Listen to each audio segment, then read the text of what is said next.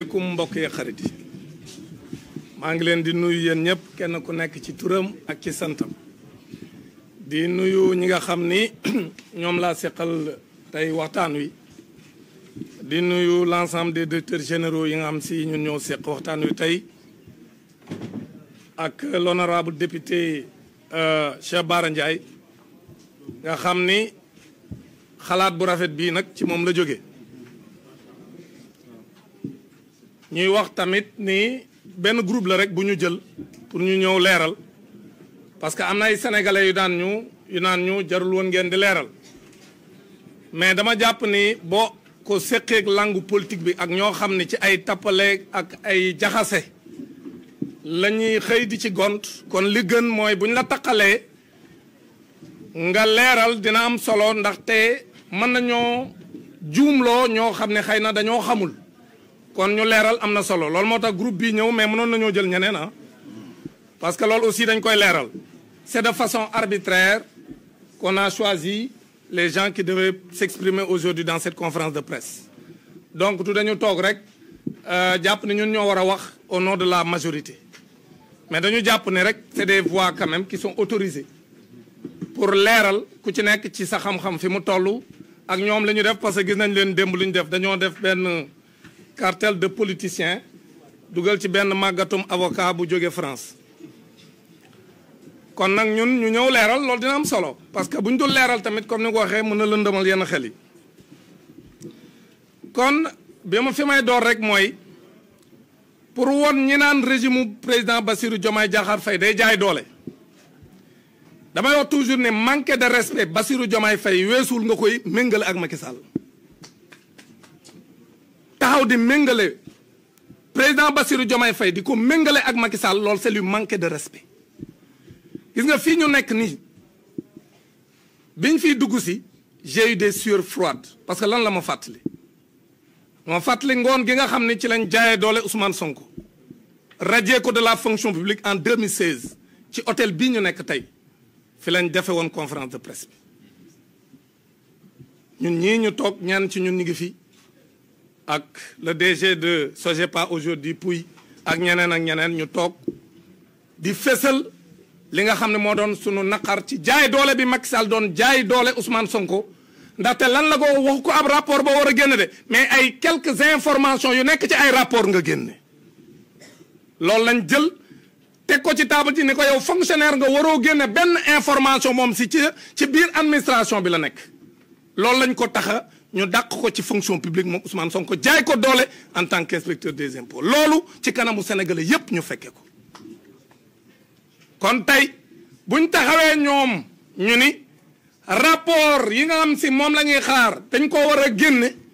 muy ay rapport yoo xam ñoom ba ñuy jiite réew mi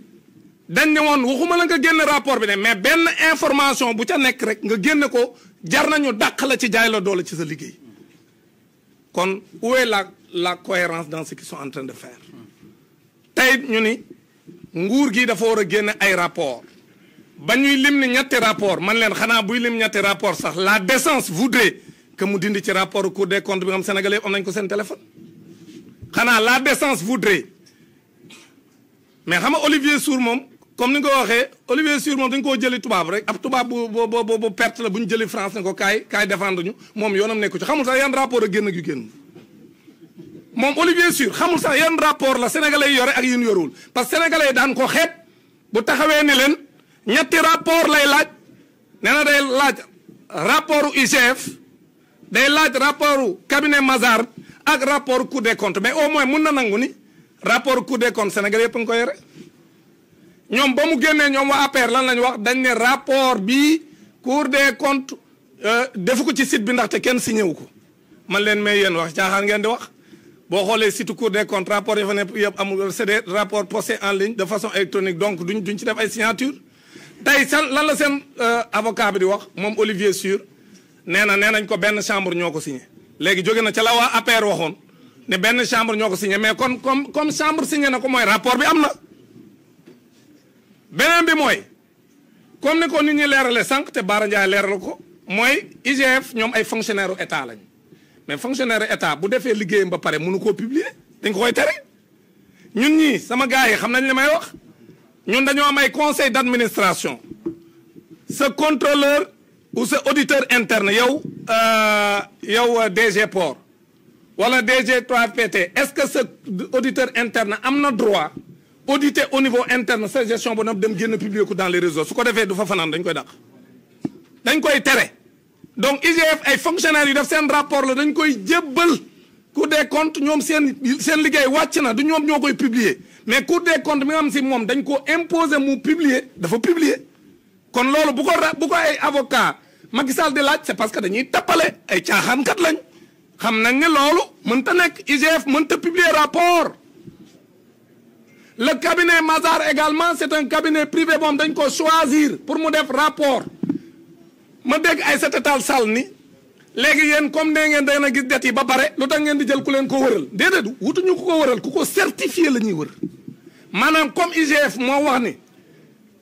dañu nëbb ay comptes yu bari yoo xam si ay njuuj njaaj moo ca amoon ñu am det boo xam ni li ñu waxoon ni moom lañ lépp biñ demee ñu saytu ko dañoo gis ni lañ wax ëpp na ko Cour des comptes dëggal ko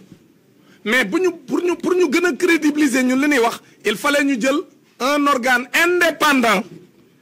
un cabinet indépendant et qui a une réputation internationale ñu ne ko yow kaay saytul ñaar ñi li ñu wax ndax yow d'accord nga ci moom it mu ni dëggal na li ñooñu wax loolu c'était pour que ñu confirmer li nga xam ni c'est des organes de l'État ñoom ñoo ko def kon Aïssata Tall Sall loolu mu wax dëppawul ak li am beneen bi nag mooy gis naa leen ñu def une guerre sémantique sur la dette cachée ak la dette dissimulée sénégalais yi may seetaan mbokk yi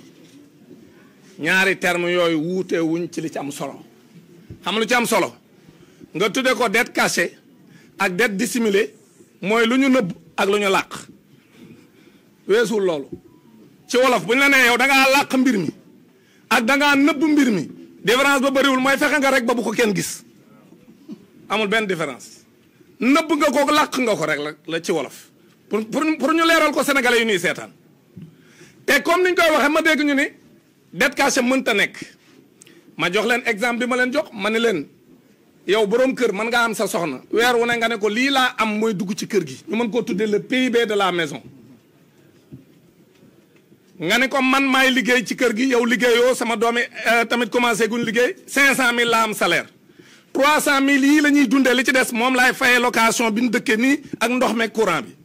moom mu jël 300000 yooyu nga ko jox au lieu mu yem ca di ca togg añ ak reer ak ndékki ba weer wi jeex chaque jour mu dem ca boutique ba bindu ca kaye ba te du fay téye xaalis bi di ci def leneen dem ca kayora natt ba ca koñ ba dem leb ca ba noppi yëgalu ko borom kër gi te borom kër googu moom mooy sénégalais yi mooy askan wi nag bu ñu ko waxee mooy celui qui représente le peuple la représentation nationale mooy l'Assemblée nationale. Assemblée nationale booy leb ci réew moom moo lay wax la autorisé naa la pour nga leb mais mënoo tëb rek dem leb borom kër gi tamit moom soxnaam buy lebi di dolli ci kër gi borom kër gi da ko war a yëg maintenant nag comme borom kër gi yëgu ko. muy leb di leb mais kër gi gën a neex parce que ñëpp gisoon nañu ne Macky Sall lu ne mi ngi ko doon def Sénégal mais gars yi naan mais Macky Sall xaalis bi muy defee nii fu mu ko jëlee ba noppi nag di déclarer ay montants yoo xam ne ñëpp xam nañ ne li muy déclarer wuute na lool ak li muy def mais c'est la même chose ndaw soos aussi loolu lay def day leb su lebee ñëw ànd ci kër gi genn lenn li ci des muy maye bu demee am xew am ci koñ bi wala ci ab dëkk boo am ay mbokkam lañ bu demee mooy yàq dafa xaalis ñu ne kii de jabaru ji diw ji de am na doole. waa léegi loolu lépp su koy def di ko def ba mu yàgg nag ñam doon leb yëpp ñëw ci kër gi ni borom kër gi sa soxna si daf maa leb xaalis damaa bëgg mu fay ma ñoom ñëpp ñëw taxaw waa léegi borom kër ga xuloog moom ñu taqali ko bis bu nekk teewul nit ñaa ngi ñëw naan ko man ameel na ma mais loolu mooy dette cachée bi maanaam ba mu koy leb yëgalu ko borom këram mais fii tamit bi Macky Sall di leb loolu lépp moom gouvernement mi yëgalu ko assemblée nationale mi ko war a autoriser pour mu def ko mais loolu ñu wax ko am ñu ne waruñu koo wax mais jàpp naa ne nit booy jiite am réew da nga leen a war a wax dëgg loolu moo tax régime bii wax nit ñi dëgg dire la vérité aux Sénégalais dire la vérité à tous ceux qui sont les bailleurs wax ñi nga xam ñoom ñoo doon lebal Sénégal xaalis fan la sunu bor toll parce que loolu mooy tax transparence am loolu mooy tax ëllëg buñ demee ba bëgg a def ay changement ñu mën a xam fan taxawaay la ñuy am mais suñ ko nëbboon sénégalais yi ñun régime bi ñu dem ba ci benn jamono sénégalais yi découvrir ko mën nañoo wax sax ni leen li ñun ñoo ko fi anti kon nag loolu moo tax régime bi jël ay responsabilités wax li nga xam moo ci am. maintenant aujourd'hui li ñëpp seetlu mooy jël nañ Olivier Sur ñu ne ko demal Sénégal nga tuur leen lëndëm parce que en réalité man guleet ma gis koo xam ne kenn toppagu la ngay jëli ay avocats yi lay défendre mais Macky Sall kenn toppagu ko mais léegi yow ku moom xar mi rek nga bàyyi buum gi ne non non man sàccu ma ko Macky Sall kenn neewagu ko fii bii yoon nga jëm wala bee yoon nga jëm kenn interpellé gu ko léegi kon kañ ngeen moo sa gis koo xam day jël ay avocats yu koy défendre alors que moom kenn toppagu ko pour nga jël ay avocats yi lay défendre da ngay moo tax am na ku ne ma avocat yeeg war a tontu ma ne ko yan avocat aujourd'hui xam nga loo ciy jàppee ci loolu mooy Macky Sall ci boppam xam na ni def na njombe Sénégal Macky Sall dafa rey sénégalais yi lu ëpp 80 personnes la rey doog a dem lépp pour bëgg a imposer def 3e mandat Macky Sall dafa jël alalu askan wi mu randal ko yàqte ko de pasare ko moom ak ay nitam Macky Sall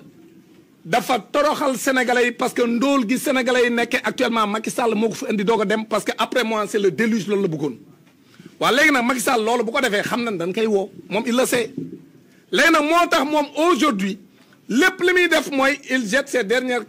cartes parce que xam na ni tôt ou tard fa mu jëm ak nguur gii xam na ni du yomb parce que nguur gii du làq kenn comme niñ ko yàgg a waxee waaw léegi nag aujourd'hui quand Macky Sall est dans cette situation donc mu ñëw ni day jël Olivier Sur ma wax sénégalais yi ni leen il a toujours été l'avocat du diable Olivier Sur bi Blaise Compaoré rayé ki nga xam ne référence la en Afrique Thomas Sankara moom mii bokk na ci ñi nga xam ñoom ñoo ko doon défendre et il a perdu donc c'est un avocat boo xam ni chasseur de prime la li ko intéressé mooy ñëw ñu jox ko ci millions parce que xam na ne Macky Sall ak régime moom yore nañ ay milliards comme ni ñu koy waxee ñun tout le temps c'est des opposants milliardaires dafa ñëw pour lekk wàllam ci milliards yi bala ñu leen a jàpp Olivier Sur dafa ñëw lekk wàllam ci milliards yi bala ñoo jàpp gars yi parce que man li ma gëm mooy Macky Sall dañ ko war a jàpp parce que loolu la Sénégalais yi bëgg boo génnee ci mbedd mi dañ naan la lu ngeen di xaar pour jàpp Macky Sall ak njombe li mu fi def yëpp mënta toog ca Marrakech di noncer suñuy milliards dañ ko war a indi ci réew mi te pour la première fois ma gis ko xam ne yow nee nga da ngay ñëw défendre sa bopp mais na ñëw défendre boppam ci Sénégal il n'a qu'à venir au Sénégal ñëw défendre boppam moom Macky Sall bu dee li muy wax dëgg la ci moom bu dee deful dara lan lay ragal na ñëw Sénégal ni fi cëpp daal di wàcc AIBD ñëw taxaw ni moom day ñëw défendre ànd ak ay avocats ak ay politiciens yi ànd ak moom mu ñëw ni day défendre lu tax Macky Sall mënul def loolu man su ma déggee ñu naan Macky Sall est l'opposant le plus dangereux pour le régime man leen bala ngay nekk un danger pour le régime da ngay ñemee ñëw ci réew mi Macky Sall dafay ñemee ñëw bay nekk opposant bu dangereux beneen bi mooy aujourd'hui il faut ñu xam ni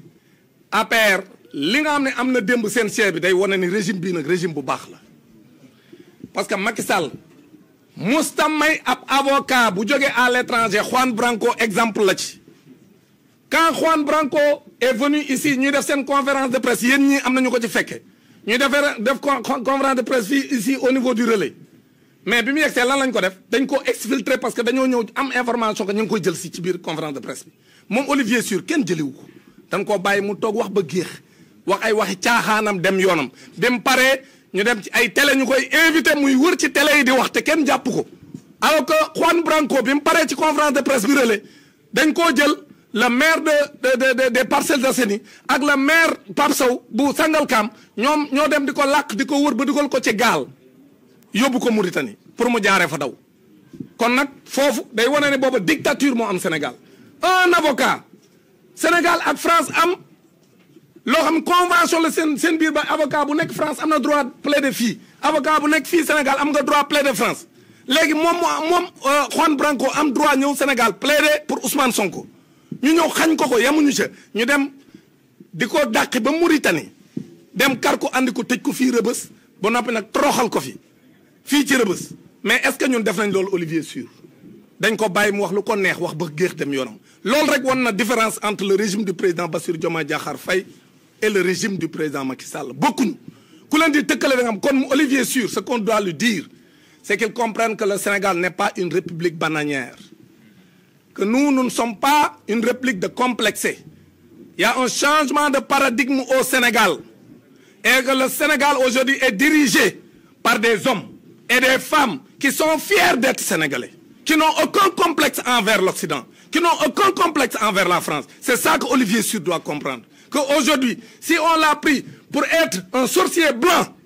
pour venir nous rappeler que nous étions donc des colonisés, que cette époque est révolue et qu'il y a un changement de paradigme et qu'à la tête du pays, nous n'avons pas des laquais, mais que nous avons des gens qui comprennent les enjeux du monde et qui veulent un respect pour le pays et qui sont fiers d'être sénégalais et qui veulent construire un État moderne, un État souverain, un État prospère et un État juste. C'est ça que nous sommes en train de construire dans ce pays. C'est ça qu'Olivier Sur doit comprendre. Que s'il pense qu'il peut manipuler les Sénégalais et s'il pense que ce complexe qui a toujours existé entre le colon et le colonisé, que ce complexe-là continue à exister au Sénégal, c'est parce qu'il ne comprend pas. Il faut lui dire que le pays a changé. Et les arguments qui sont avancés par Olivier Sur, parlant de rapports cachés, en disant que tous les rapports n'ont pas été divulgués, c'est parce que Olivier Sur ne dit pas la vérité. Ces arguments sont tirés par les cheveux. Encore une fois, il n'y a aucun rapport caché. Ce qu'il y a aussi, c'est qu'on a respecté tout ce qu'on a comme réglementation dans ce pays depuis 2012. Quand il y a un changement de régime, il faut auditer les comptes. Et on a audité les comptes. L'inspection générale des finances a produit son rapport. Ensuite, la Cour des comptes, ça a été certifié par un cabinet privé, le cabinet Mazars. Aujourd'hui, le FMI, qui est l'organe qui peut, en dernier ressort, infirmer ou confirmer, vient de confirmer qu'il y a eu de la dette cachée au Sénégal. C'est ça qui est